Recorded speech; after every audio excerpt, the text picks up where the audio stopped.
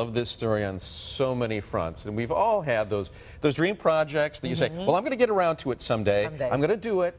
Well, whether it's restoring an antique, rehabbing a house, rebuilding a classic car, but what happens when that project is suddenly interrupted? Well, as the old Beatles classic song goes, you take a sad song and make it better. Meet Gilbert Bunch, a man with many passions. He loved his family, he loved Pontiacs, and he loved woodworking, but not always in that order. Gilbert purchased the shell of an old 1970 Pontiac Firebird, intending to restore it to its former glory.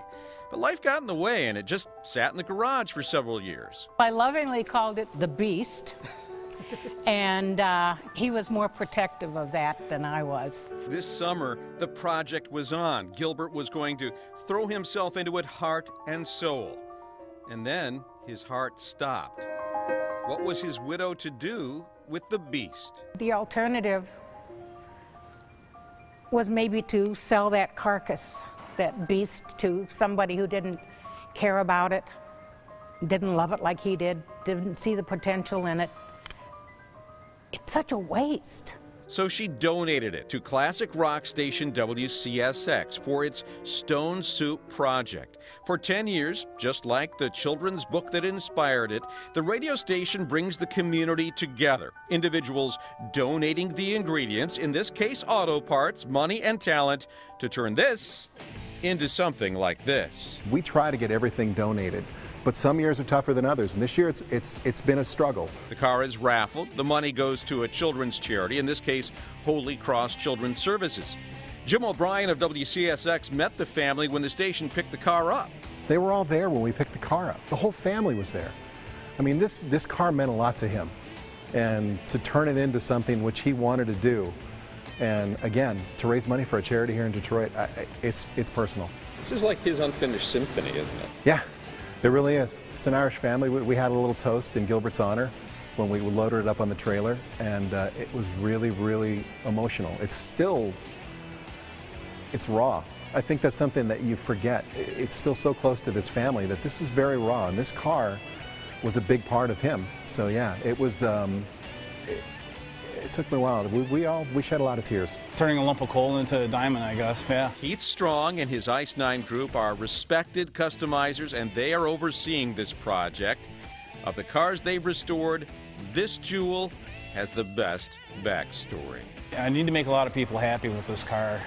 You know, the family, I'm sure, is going to look pretty closely at it. Our goal is to really make something that they would be proud of, because it's their dad and their husband's legacy with that car. So yeah, big shoes to fill, and got a little bit of pressure on this car. 1970 was the first year for this body style.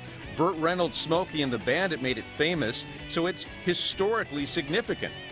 The artists at Ice 9 disassembled it, stripped it, added new sheet metal where it was needed, and when they're done, it will have a new suspension, brakes, and steering components it'll handle like something from this era. There it is. We unveiled the partial restoration for Valerie. That's amazing. Oh, look at that. Not a piece of cardboard in sight.